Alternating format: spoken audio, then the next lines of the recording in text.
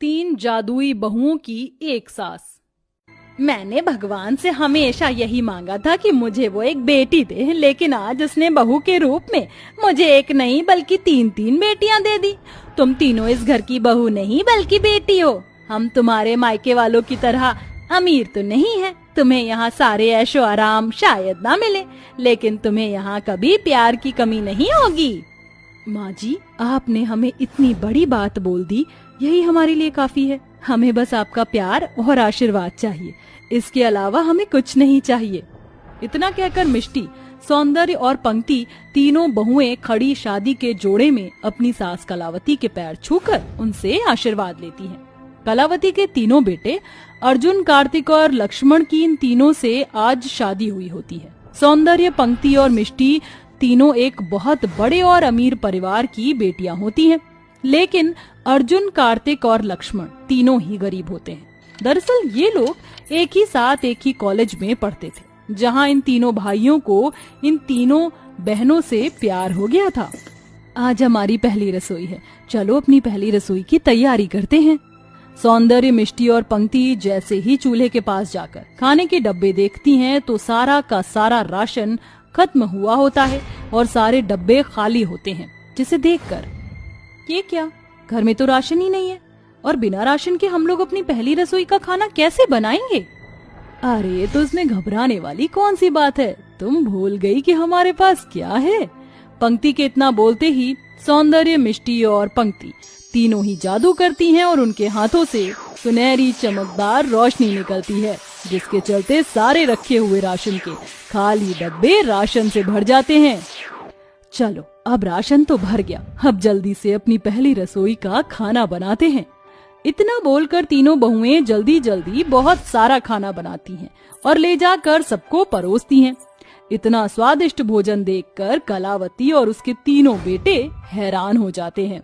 बहू, घर में तो राशन कब का खत्म हो गया था, तो तुम तीनों ने ये खाना कैसे बनाया, वो भी इतना सारा? और हमने तो तुम्हें पैसे भी नहीं दिए थे, तो ये सब कैसे? जब हम सुबह चूल्हे के पास गए तो सारा राशन खत्म हो गया था, इसलिए हमने बाहर से राशन मंगवा लिया था। हमारे पास पैसे थे। लेकिन बहू, तुमने राशन क्यों मंगवाया? ये सब अच्छा थोड़ी ना लगता है। माँ जी, आपने ही तो कहा था कि हम इस घर की बहू नहीं बल्कि बेटियां हैं। अब बेटियां अपने परिवार के लिए नहीं करेंगी तो किसके लिए करेंगी? इतना बोलकर सौंदर्य बात को संभाल लेती है और ऐसे ही समय गुजरता रहता है।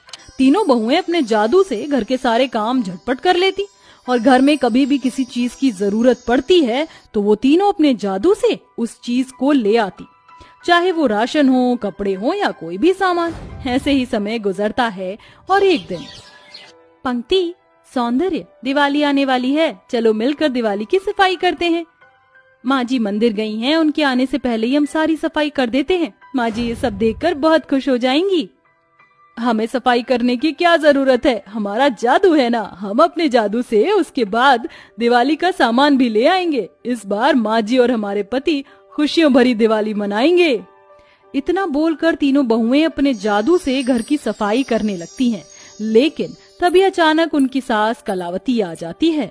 कलावती जैसे ही अपने घर के दरवाजे आती है तो देखती है कि झाड़ू अपने आप सफाई कर रही है और पोछा अपने आप पोछा लगा रहा है और उसकी तीनों बहुएं जादू करके घर में दिवाली का सारा सामान ला रही हैं। ये सब देखकर कलावती बहुत डर जाती है और चिल्लाते हुए कहती है, ये भगवान, कौन हो तुम तीनों? तुम तीनों कोई जादूगरनी हो ना, या कोई चुड़ैल डायन? कौन हो तुम तीनों? आप गलत समझ रही हैं माँ जी, हम कोई चुड़ैल डायन या जादूगरनी नहीं है, हम तो इंसान हैं। तुम तीनों कोई इंसान नहीं हो सकती, इंसान जादू कैसे कर सकता है? सच सच बताओ, कौन हो तुम तीनों, या मैं तांत्रिक बाबा को बुलाऊं? आपको ये सब करने की कोई जरूरत नहीं है, हम तीनों आपको सारी सच्चाई बताते हैं। मिष्टी, पंक्ति, अब माँ जी को सारी सच्चाई बताने का समय आ गया है। इतना बोलकर सौंदर्य, मिष्टी और पंक्ति अपने साथ कलावती को इन सभी के पीछे की कहानी बताने लगती हैं। प्लीज जल्दी से गाड़ी चलाइए, मुझसे बर्दाश्त नहीं हो रहा है। बस थोड़ी देर और अंजना, हम सब अस्पताल पहुंचने ही वाले हैं, बस थोड़ी देर और। अंजना गर्भवती होती है और उसे लेबर पेन शुरू हो जाता है, जिसके चलते गिरधर अंजना को जल्दी से अस्पताल लेकर जा रहा होता है। लेकिन जल्दबाजी में गाड़ी चलाने की वजह से गिरधर एक बूढ़ी अम्मा को गाड़ी से ठोकर मार देता है। हे भगवान, ये क्या हो गया? अब मैं क्या करूं? जल्दी से उनकी मदद करिए। अंजना के इतना बोलते ही गिरधर जल्दी से गाड़ी से उतरता है और उस बूढ़ी अम्मा को गाड़ी में बिठाकर अस्पताल ले जाता है, जहां एक तरफ वो बूढ़ी अम्मा का डॉक्टर ट्रीटमेंट कर रहे होते हैं, वहीं दूसरी तरफ अंजना की डिलीवरी हो रही होती है। अंजना थोड़ी देर में अपनी तीनों बेटियों को जन्म देती है। वहीं वो बूढ़ी अम्मा भी अब ठीक हो जाती हैं। अंजना देखो, हमारी तीनों बेटियां, ये तीनों तो तुम पर गई हैं। इनकी नाक, इनके होंठ, इनकी आंख बिल्कुल तुम्हारी जैसी है। मैं अपनी तीनों बेटियों को बिल्कुल राजकुमारी की तरह पालूंगा। इन्हें कभी किसी भी चीज की कमी नहीं होने दूंगा। भगवान ने हमें एक नहीं, दो नहीं, बल्कि तीन तीन लक्ष्मी दी हैं। आज भगवान ने मेरी झोली खुशियों से भर दी है। सुनिए जी, उन बूढ़ी अम्मा का क्या हुआ जिनका हमारी गाड़ी के साथ एक्सीडेंट हो गया था? क्या अब वो ठीक हैं? ये तो मैं डॉक्टर से पूछना ही भूल गया। तुम आराम करो, मैं डॉक्टर से उनके बारे में पूछ कर आता हूँ। इतना बोलकर गिरधर जैसे ही जाने के लिए पीछे मुड़ता है तो देखता है कि वो बूढ़ी अम्मा गिरधर के पीछे ही खड़ी है। अरे अम्मा, आप तो बिल्कुल ठीक है। आपको तो काफी सारी चोट लगी थी। हाँ, मैं ठीक हूँ। अगर तुम मुझे हॉस्पिटल नहीं लेकर आते तो भी मैं ठीक ही रहती। मुझे कुछ नहीं होता। लेकिन कैसे अम्मा? अंजना के इतना बोलते ही वो बूढ़ी अम्मा एक सुंदर परी के रूप में बदल जाती हैं, जिसे देखकर अंजना और गिरधर दोनों ही हैरान हो जाते हैं। मैं कोई इंसान नहीं बल्कि परी लोक की एक परी हूँ। मेरा नाम जैस्मिन है। मैं धरती लोक पर घूमने के लिए आई थी, इसलिए मैंने एक बूढ़ी औरत का इंसानी रूप लिया था। तुम्हारी पत्नी गर्भवती थी, लेकिन तुमने मुझ घायल की भी मदद की और मुझे अस्पताल लेकर आए। तुम चाहते तो मुझे वहीं पर छोड़ सकते थे, लेकिन तुमने ऐसा नहीं किया।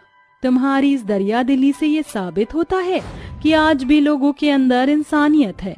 इसलिए आज मैं तुम्हारी इन तीनों बेटियों को एक वरदान देना चाहती हूँ, और वो वरदान ये है कि इन तीनों के पास आज से जादुई शक्तियाँ होंगी और ये तीनों जादुई शक्ति से हर किसी की मदद कर सकती हैं। इतना बोलकर वो परी अपनी जादुई छड़ी से उन तीनों बच्चियों पर जादू करती है और वहां से चली जाती है, जिसके बाद अब वो तीनों बच्चों के पास जादुई शक्ति होती है। बड़े होने के साथ साथ उन तीनों को अपनी जादुई शक्तियों के बारे में पता चलता है, जिसकी मदद से वो हर किसी की मदद करती हैं। गरीबों को खाना देकर, प्यासे को पानी पिलाकर और लाचार की मदद करके। सौंदर्य, मिष्टी और पंक्ति ये सारी बात अपनी सास को बता देती हैं, जिसे सुनकर तुम तीनों तो सच में लक्ष्मी हो। मैंने तुम तीनों को गलत समझा, मुझे माफ कर देना। माँ जी, आप हमसे माफी मत मांगिए। आप तो हमारी माँ हैं और एक माँ अपनी बेटियों से कभी माफी नहीं मांगती है। इतना कहकर तीनों बहुएं अपनी सास के गले लग जाती हैं, जिसके बाद तीनों बहुएं अब दोबारा से जादू करती हैं और देखते ही देखते उनका छोटा सा घर एक बड़े से महल जैसे घर के रूप में बदल जाता है और वो तीनों अब अपने जादू से अपने पतियों का नया बिजनेस भी खुलवा देती हैं, जिसके बाद अब तीनों बहुएं अपने परिवार के साथ खुशी खुशी रहती हैं और आज भी वो हर जरूरतमंद इंसान की मदद करती हैं। ममता अपने पति मोहन और 3 बेटियों के साथ गरीबी में एक छोटे से कमरे में रहती थी। जहाँ तीनों बेटियां कमरे के कोने में बैठी होती हैं, तभी ममता मोहन से कहती है,